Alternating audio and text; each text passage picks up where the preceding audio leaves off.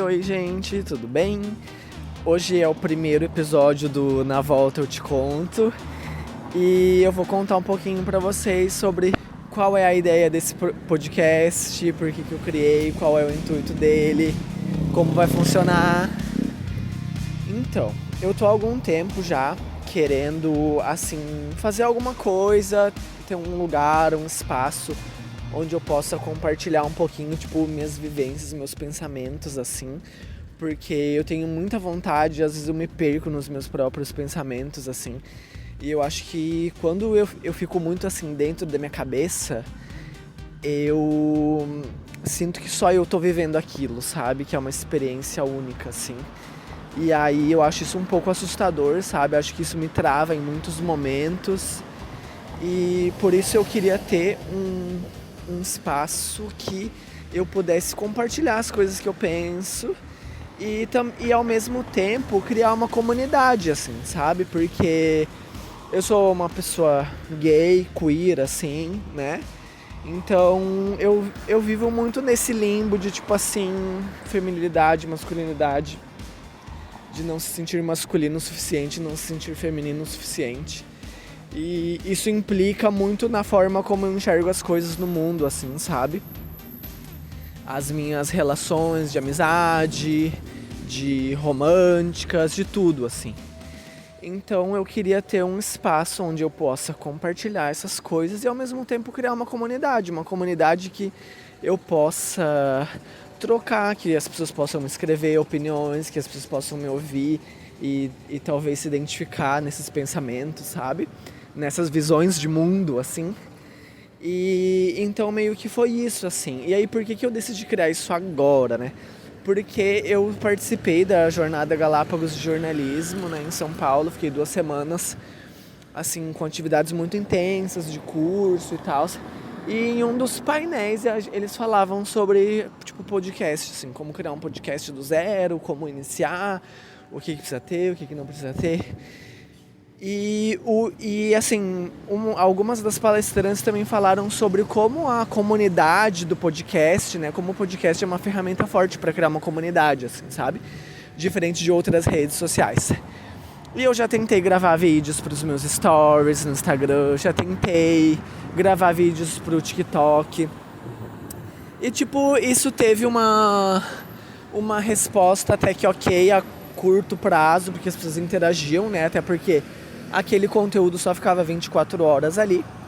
Mas eu pensei que o podcast seria bom porque aí eu não tenho a questão do vídeo, de se sentir arrumado, se sentir bonito pra aparecer, né? Que eu acho que muitas vezes é uma questão que nos trava, assim, sabe? De tipo assim, pra gente opinar ou falar sobre algum assunto, a gente tem que aparecer em vídeo, sabe? E aí logo você pensa, mas não lavei meu cabelo, não tô com a mesma roupa de ontem, sei lá, sabe? Coisas idiotas, mas que na hora de começar nos travam, assim, sabe? E aí eu pensei, talvez se eu possa gravar só a minha voz, eu vou ter mais liberdade e vou me sentir mais confortável, assim, pra iniciar esse projeto e, tipo assim, criar uma comunidade de pessoas que a gente possa trocar ideias, né? Indicar livros, indicar séries, indicar coisas assim de crescimento pessoal, né? Eu acho que o principal da ideia é isso, é ter um ambiente onde a gente possa, tipo assim, ir aprendendo com as experiências uns dos outros, sabe? E aí, da onde surgiu o nome, por que é Na Volta Eu Te Conto? Porque, tipo assim, acho que hoje todo mundo vive uma rotina super cheia, né? De trabalho, estudos, atividade física, atividades pro bem-estar. E a minha rotina não é diferente. Então, nesse mundo de correria, eu pensei assim, por que não gravar um podcast enquanto eu volto do trabalho? Porque eu moro, tipo assim, a 1,5 km, quase 2 do meu trabalho. E eu gosto muito de ir caminhando, né? Tanto ir quanto voltar caminhando. Só que de manhã cedo eu não funciono tão bem, não consigo organizar minhas ideias tão bem. E depois do meu dia de trabalho eu já tô mais assim, ativo, né? Com as ideias organizadas e muitas vezes a ideia do podcast é trazer coisas que aconteceram no meu dia, né, em determinadas situações. Por isso ele é esse podcast mais no fim da tarde. A ideia também é publicar num horário mais final da tarde, porque as pessoas que também estão voltando do seu trabalho também podem me ouvir enquanto eu tô voltando do trabalho, sabe? Acho que isso pode ser uma dinâmica interessante. E ao mesmo tempo eu aproveito esse tempo para ir conversando, né? É um momento que muitas vezes eu uso para ouvir músicas, né? Para relaxar, mas que ao mesmo tempo eu posso usar para ir conversando com vocês, né? Como eu não tenho um estúdio de podcast para ter um áudio de alta qualidade, assim, de qualquer forma, eu gravando esse podcast na rua, gravando no meu quarto, a qualidade do áudio não ia ser tão diferente. Penso que os sons ambientes podem ser uma experiência agradável também para as pessoas que estão ouvindo, sabe? Ouvir barulho de carro, de buzina, enfim, acho que pode ser legal. E aí é isso, né? E aí eu sempre pensei que nessa correria, às vezes a gente fala, não, na volta eu te conto. Na volta eu te explico. E a minha ideia é isso, na volta, aproveitar esse meu tempo, né, na volta do meu trabalho, para conversar com vocês que também estão voltando do trabalho de vocês, ou indo pra academia, enfim. Né? E acho que um assunto mais recente que eu tenho para trazer para vocês, além de dar as boas-vindas, explicar sobre o que é esse podcast, é falar sobre essa jornada Galápagos de jornalismo que eu fui há 2 semanas atrás, né? Foi um curso que eu me inscrevi. E eu amo que vai ter uns momentos de silêncio, porque é quando eu tô passando entre algumas pessoas e eu não quero que elas ouçam o que eu tô falando, né? Aí a gatinha fica bem quietinha enquanto tá passando por elas, pra depois terminar o assunto, então não... Desculpa. Então não reparem essas coisas, tá? A moça acabou de esbarrar em mim aqui, mas tá tudo bem. E, enfim, aí essa jornada Galápagos de jornalismo é um curso de jornalismo que tem em São Paulo, né? E eles selecionam 30 jornalistas pra ir lá fazer esse curso do Brasil inteiro, né? Eu fiquei sabendo desse curso há uns meses atrás, porque uma colega de trabalho divulgou ele por e-mail.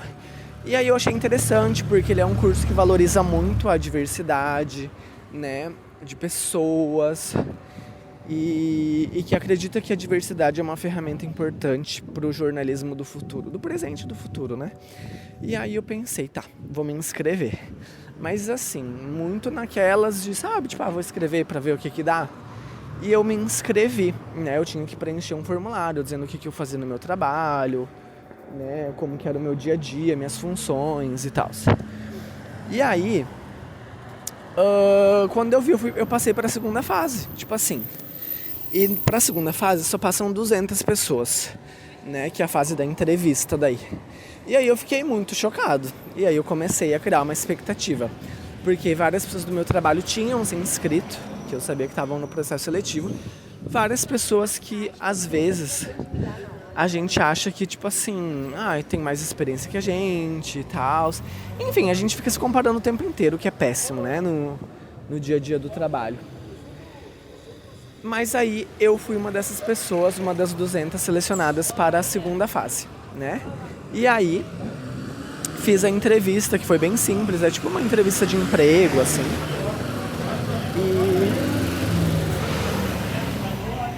E aí não tava com tanta expectativa de passar. E logo depois veio o resultado de que eu tava entre os 30 jornalistas selecionados.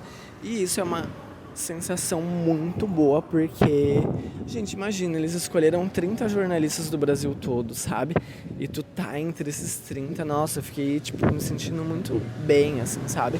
E às vezes no nosso dia a dia de trabalho a gente esquece, tipo assim, que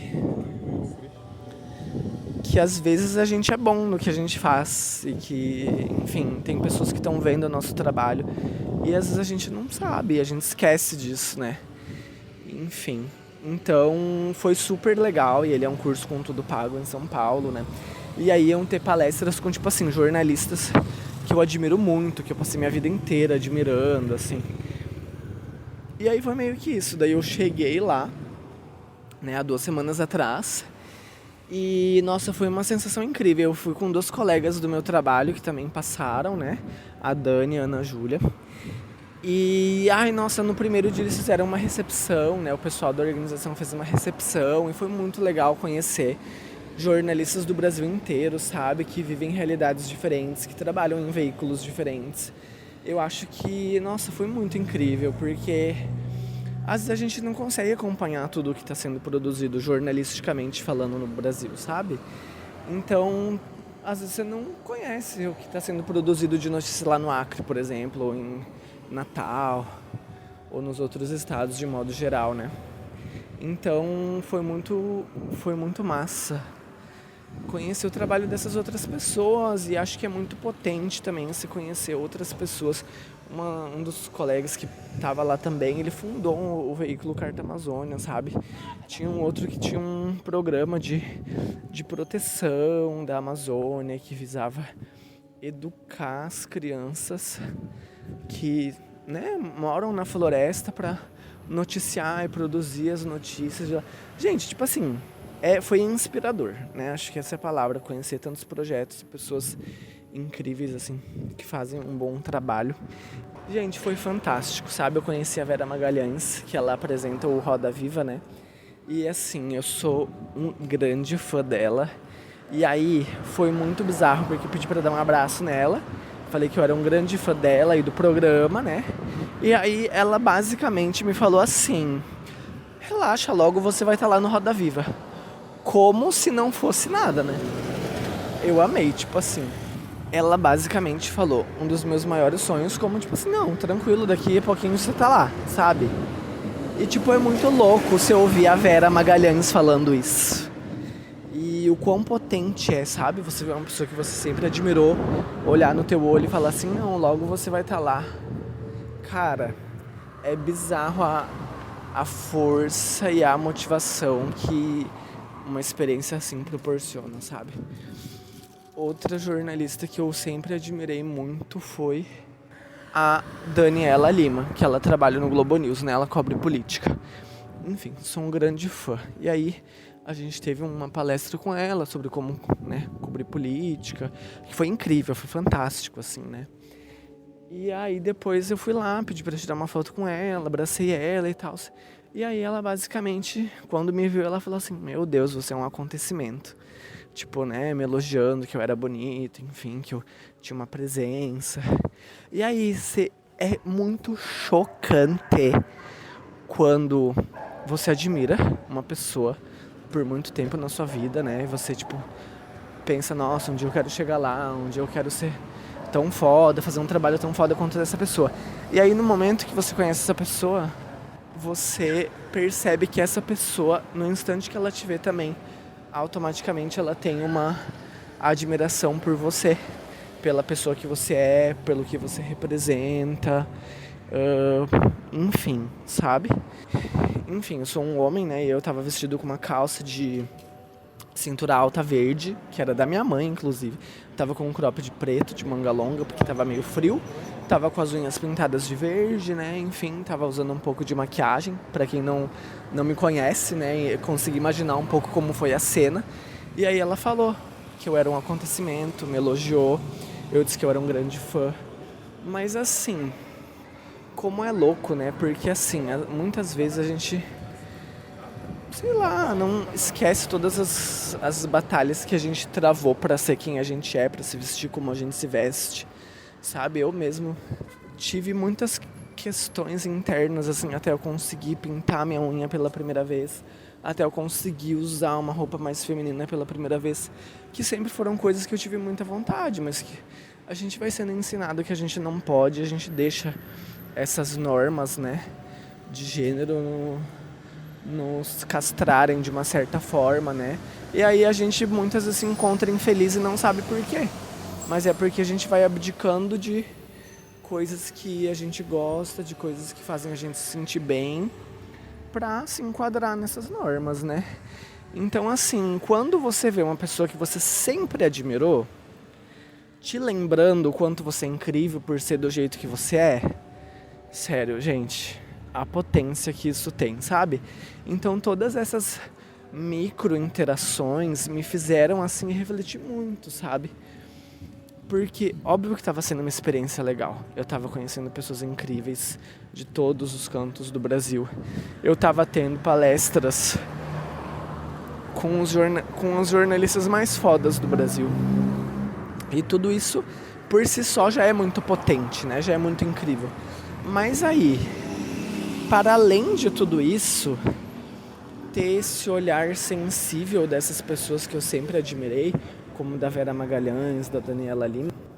E é incrível porque muitas pessoas, elas vão perceber, elas vão enxergar que o seu processo para você se tornar quem você é foi demorado e foi dolorido, sabe? Como elas fizeram, elas usaram palavras muito simples, coisas simples assim, mas que mostrou que elas tiveram essa sensibilidade de enxergar quem eu sou e saber tudo o que eu passei, imaginar tudo que eu passei para chegar ali e estar ali na frente delas. Como um jornalista que foi selecionado dentre milhares de jornalistas do Brasil inteiro, que foi selecionado, que, sabe, tem um trabalho bom para ter sido reconhecido com essa oportunidade. Então, assim... Ai, vou atravessar correndo.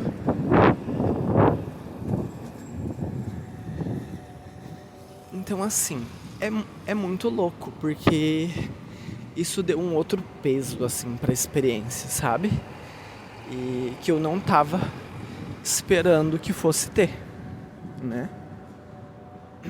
Porque as outras coisas eu já esperava que iam ter, né? As palestras e tudo mais. Mas essas micro-interações eu não imaginava, né? E também não imaginava que elas teriam tanta sensibilidade, assim, de me olhar, de me elogiar, de afirmar os meus sonhos e dizer com toda certeza, assim, em breve você vai estar na Roda Viva, sabe? Então isso mexeu muito comigo. Uma outra questão foi que eu também não esperava tanta sensibilidade e carinho dos outros participantes. Por quê? São pessoas que vivem realidades muito diferentes da minha, que acabaram de me conhecer, né? E eu sou uma pessoa que eu tô assim num limbo, né, entre masculino e feminino.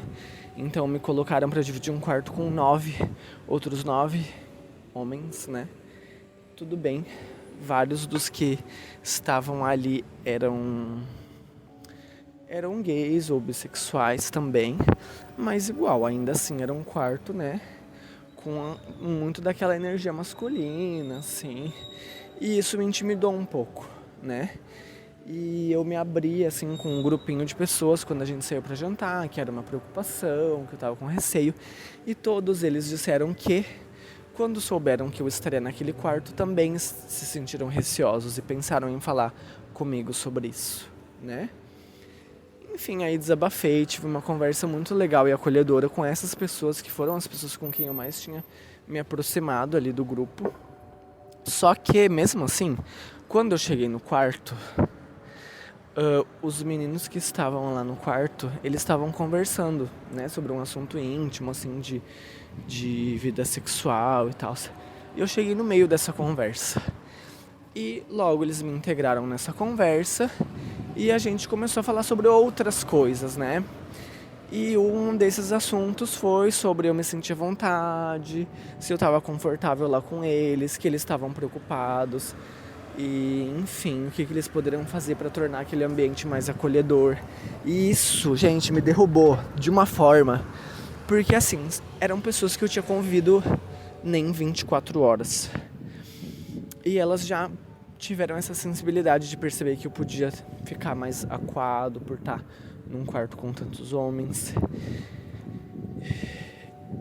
E que estavam se importando também de criar um ambiente acolhedor pra mim.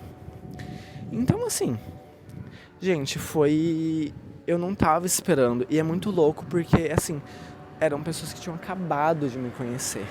E aí, muitas vezes, você vê pessoas no seu dia a dia que você convive há tanto tempo não se importarem com isso.